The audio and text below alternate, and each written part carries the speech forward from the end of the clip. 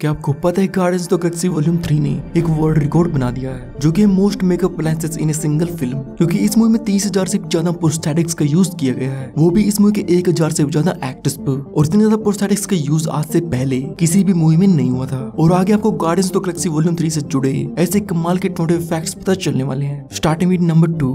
इस मूवी में Adam warlock के कई सीन्स हिस्टोरिकल पेंटिंग से इंस्पायर्ड थे। लाइक गार्डियन से फर्स्ट फाइट के बाद जब एशा एडम को ऐसे अपनी गोद में लेकर बैठी होती है, तो ये सीन इंस्पायर था पीटा नाम की इस पेंटिंग से। और एंड में स्टार लॉर्ड को बचाने से पहले जब एडम उसकी उंगली को टच करता है, तो ये सीन रेप्लिका था the creation of Adam painting का। नंबर 3। काउंटर अर्थ पर ह्यूमन एनिमल्स को जो डिफरेंट सी लैंग्वेज बोलते हुए दिखाया गया है। Seriously, dude? No. तो इसे ओरबोस कहा जाता है। एंड फिल्म मेकर्स ने स्पेशली इस मूवी के लिए इस लैंग्वेज को क्रिएट किया था। एंड मार्वल स्टूडियोज ने ओरबोस लैंग्वेज की 10 वर्ड्स की इस लिस्ट को रिलीज किया हुआ है, जिनके मीनिंग्स आप इंग्लिश में देख ही सकते हो। नंबर 4। वॉल्यूम 3 में हमें नेबुला को एक न्यू नैनोटेक आर्म के साथ दिखाया गया है, जिसको रॉकेट ने उसके लिए अपग्रेड किया था। And the fun fact is कि रॉकेट ने नेबुला की इस नैनोटेक आर्म को बकी की इस डिटैच्ड वाइब्रेनियम आर्म से ही बनाया था, जो कि नेबुला ने उसे हॉलिडे स्पेशल में गिफ्ट की थी। और इस डिटेल को खुद जेम्स गन ने अपने ट्विटर पर कंफर्म किया था। नंबर 5। जैसा कि आप सभी को याद ही होगा कि वॉल्यूम 1 और 2 में रॉकेट लोगों के प्रोस्थेटिक्स को लेकर बहुत ही ऑब्सेसिव होता है, जिसको हमें इन दोनों ही मूवीज में एक फनी वे में दिखाया गया था। इस प्लान को पूरा करने के लिए हमें एक और चीज चाहिए, उस आदमी की आंख। नहीं नहीं, बिल्कुल नहीं, उस आदमी की आंख हमें बिल्कुल नहीं चाहिए। बट रॉकेट का ऐसे डिफरेंट प्रोस्थेटिक्स को लेकर ऑब्सेसिव होने की वजह उसके 3 फ्रेंड्स थे, लाइला, टीफ्स एंड फ्लोर, जिनकी बॉडी इस प्रोस्थेटिक के साथ ही काम करती थी। जिसको ध्यान में रखते हुए इन सभी मूवीज में रॉकेट के ऐसे प्रोस्थेटिक्स को कलेक्ट करना उसके सैड नेचर को रिप्रेजेंट करता था, कि वो अभी भी अपने फ्रेंड्स को भूला नहीं है। Number 6। Cosmo the space dog को इस मूवी में फीमेल जेंडर दिया गया है, जो कि एक्चुअल में ट्रिब्यूट था लाइका द रशियन डॉग को, जो कि स्पेस में जाने वाली one of the first animals में से एक है। नंबर 7। मूवी के एंड में जब ग्रूट आई एम ग्रूट की जगह आई लव यू गाइस बोलता है, तो उस टाइम कोई भी गार्डियन डिफरेंट तरीके से रिएक्ट नहीं करता, क्योंकि एक्चुअल में इस सीन में ग्रूट ने आई एम ग्रूट ही बोला था। बट एट दिस पॉइंट सभी गार्डियंस एक दूसरे के इतने ज्यादा क्लोज हो चुके हैं लाइक ए फैमिली, जिसकी वजह से उन सभी को ग्रूट की वॉइस नॉर्मल तरीके से समझ आने लगी है। नंबर 8। एक्टर चिकोडी इवुजी, जिन्होंने इस मूवी में हाई एवोल्यूशनरी का रोल प्ले किया है, तो जेम्स गन ने इस रोल के लिए इनका ये ऑडिशन पीसमेकर के सेट पर लिया था, इस तरीके क्रू मेंबर्स के साथ, क्योंकि उस time James Gunn and Chukwudi Iwuji Peacemaker series पर ही काम कर रहे थे, जिसके बदले मार्वल ने जेम्स गन को पीसमेकर फिनाले के जस्टिस लीग वाले सीन को वॉल्यूम 3 के सेट पर शूट करने दिया था। नंबर 9।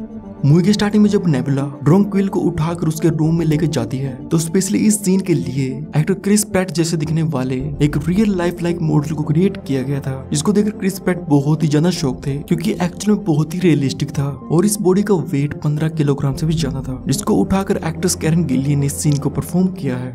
नंबर 10। मूवी के एंड में जब पीटर क्विल अपने घर वापस आता है, तो उस टाइम उसका ग्रैंडफादर का नाम हमें जेसन बताया जाता है, जो कि नोट था पीटर क्विल के फादर को, जिसे कॉमिक्स में किंग जेसन ऑफ स्पार्टैक्स कहा जाता है। नंबर 11। गार्डियंस वॉल्यूम 1 से लेकर 3rd मूवी तक गार्डियंस को हमें जितने भी डिफरेंट स्पेसशिप में दिखाया गया है, तो उन सभी के नाम डिफरेंट सेलिब्रिटीज के नाम पर रखे गए थे, जिनमें Guardians of the Galaxy volume 1 में इनकी शिप का नाम मिलानो होता है, named after Alyssa Milano. And volume 2 में इस शिप के बर्बाद हो जाने के बाद Avengers infinity war and end game में दिखाई गई इनकी न्यू शिप का नाम बेनाटार होता है, named after Pat Benatar. And volume 3 में दिखाई गई शिप का नाम होता है the Bowie, named after David Bowie. Number 12। इस मूवी में लाइला को एक्ट्रेस लिंडा कार्डेलिनी ने वॉइस दी थी, जिन्होंने इससे पहले होकाई की वाइफ लौरा बार्टन का रोल भी प्ले किया हुआ है, जिसके बाद एमसीयू में इनका सेकंड रोल बन जाता है। और ऐसे सिमिलर हाई एवोल्यूशनरी के इस वारपिक को एक्ट्रेस जूडी ग्रियर ने वॉइस दी थी, जिन्होंने फर्स्ट 2 एंटमैन मूवीज में स्कॉटलैंड की एक्स वाइफ का रोल प्ले किया है। नंबर 13।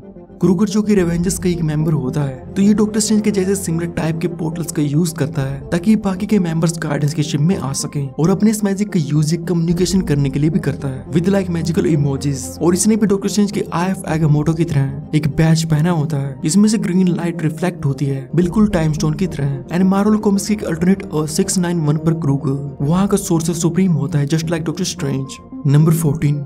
वॉल्यूम 3 में मास्टर कर्चा का जो कैरेक्टर देखने को मिला है, तो इसे एक्टर नेथन फिलियन ने प्ले किया था, जो कि इससे पहले भी वॉल्यूम 1 और 2 में अपीयर हो चुके हैं, जिसमें वॉल्यूम 1 में इन्होंने इस मॉन्स्टर सीजीआई कैरेक्टर को प्ले किया था, एंड वॉल्यूम 2 में ये वंडरमैन का रोल प्ले करने वाले थे, बट ऐसा नहीं हुआ।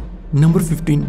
High evolutionary floor the rabbit को बहुत ही एविल टाइप लुक दी होती है, जिसमें एक metal mask, robotic spider legs, red eyes, और वो अपने सभी दोस्तों से उसके गले में लगे स्पीकर बॉक्स की मदद से बात करता था। एंड फ्लोर का कैरेक्टर डिजाइन सिमिलर था टॉय स्टोरी के कैरेक्टर बेबी फेस से। बट चाहे फ्लोर की अपीयरेंस इविल टाइप क्यों ना हो, बट इस मूवी में ये कैरेक्टर इन चारों में से सबसे sweetest and child like character होता है। नंबर 16, और शायद ही आपने नोटिस किया हो, बट टीप्स की आईलाइट्स पर कुछ मैकेनिकल पार्ट्स लगे होते हैं जो कि उसकी आईलाइट्स को कंट्रोल करते थे। मीनिंग कि टीप्स खुद अपनी मर्जी से नेचुरली ब्लिंक भी नहीं कर सकता क्योंकि उसकी आईलाइट्स इन मशीन्स के कंट्रोल में होती है। I mean this is just sad. Number 17, well तो शायद ही आपको पता हो, बट जब गार्डियंस हाई एवोल्यूशनरी की शिप से प्रिजनर्स को निकाल रहे होते हैं तो उस टाइम मेंटिस इस अगली लुकिंग क्रीचर की भी हेल्प करती है जिसका नाम लैम्पशक था, और इसे नन अदर देन इस मूवी के डायरेक्टर जेम्स गन ने प्ले किया था। नंबर 18, और ऐसे सिमिलर ऑर्गोको में इस सिक्योरिटी एम्प्लॉय का रोल जेम्स गन की वाइफ जेनिफर होलैंड ने प्ले किया था, जो कि the suicide squad movie and peacemaker series में एमिलिया हार्कोर्ट का रोल प्ले कर चुकी हैं। एंड वॉल्यूम 3 में इनके कैरेक्टर का नाम केवोल होता है, जिसकी फुल फॉर्म थी किक-एस वुमेन ओवरलोड, जो कि इस एक्ट्रेस ने खुद ही बताया था। और इनके साथ ऊरा के कैरेक्टर को एक्टर मेल्शियोर ने प्ले किया था, जो कि द सुसाइड स्क्वाड में रैट कैचर का रोल प्ले कर चुके हैं। नंबर 19, मूवी के एंड में जब क्विल अपने ग्रैंडपा से मिलने के लिए वापस अर्थ पर जाता है तो उस टाइम उसने जो बैकपैक पहना होता है तो ये वही सेम बैकपैक था जो कि क्विल ने फर्स्ट मूवी में उसके किडनैपिंग के टाइम पहना हुआ था, जिसको एक बार इस मूवी के बीच में हमें गार्डियंस की शिप में भी दिखाया जाता है। नंबर 20, एमसीयू में थर्ड ट्रायलॉजी बन चुकी है जिसमें तीनों ही मूवीज को सेम डायरेक्टर ने डायरेक्ट किया है, जिनमें फर्स्ट है Spider Man trilogy directed by John Watts, second है Ant Man trilogy directed by Peyton Reeds, and third is now Guardians of the Galaxy trilogy directed by James Gunn. Number 21, well तो जैसा कि मैंने अपनी वॉल्यूम 2 वाली फैक्ट्स वीडियो में बताया था कि उस मूवी में मेन फ्रेम के कैरेक्टर को सिंगल माइली साइरस ने वॉइस दी थी, बट वॉल्यूम 3 में इस कैरेक्टर को माइली साइरस की बजाय वॉइस एक्टर टारा स्ट्रॉन्ग ने वॉइस दी है, जिन्होंने इससे पहले लोकी सीरीज में मिस मिनट्स के कैरेक्टर को वॉइस दी हुई है। नंबर 22, वॉल्यूम 3 मूवी का and the legendary star Lord will return line के साथ होता है, जिसे देखकर बहुत से व्यूअर्स क्यूरियस थे कि लेजेंडरी स्टार लॉर्ड का मीनिंग आखिर है क्या। तो एक्चुअल में रेफरेंस था लेजेंडरी स्टार लॉर्ड नाम की शॉर्ट लिव्ड कॉमिक बुक का, जिसमें Peter quill AKA star Lord के सोलो एडवेंचर्स दिखाए गए हैं, जो कि सिमिलर हमें आगे में भी एमसीयू में भी देखने को मिल सकते हैं। नंबर 23, वॉल्यूम 3 में हमें रेवेंजर्स की वापसी भी देखने को मिली है, जिसको हमें वॉल्यूम 2 के एंड में ही टीज कर दिया गया था। बस शायद ही आपने नोटिस किया हो, बट रेवेंजर्स की इस न्यू टीम में 2 ऑफिशियल मेंबर्स कम थे, फर्स्ट एलिटा ओगोड एंड सेकंड चार्ली 27, जो कि वॉल्यूम 3 में रेवेंजर्स के साथ नहीं थे, और इन दोनों के इस मूवी में ना होने का मेन रीजन अब तक रिवील नहीं किया गया। नंबर 24, तो अब तक सभी एमसीयू मूवीज में रॉकेट के कैरेक्टर को सिर्फ एक्टर ब्रैडली कूपर ने ही वॉइस दी थी, बट इस मूवी में ऐसा नहीं था, क्योंकि वॉल्यूम 3 में रॉकेट को 3 डिफरेंट एक्टर्स ने वॉइस दी हुई है, जिनमें शॉन गन ने यंग रॉकेट को, नोहा रैस्किन ने बेबी रॉकेट को, एंड ब्रैडली कूपर ने एडल्ट रॉकेट को वॉइस दी है।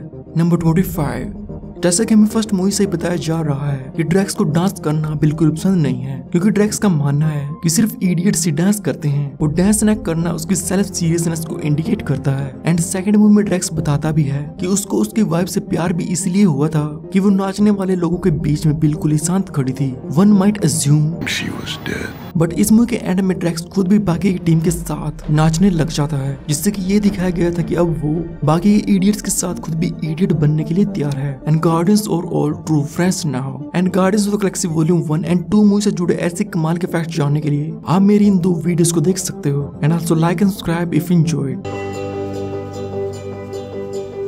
You guys are getting paid?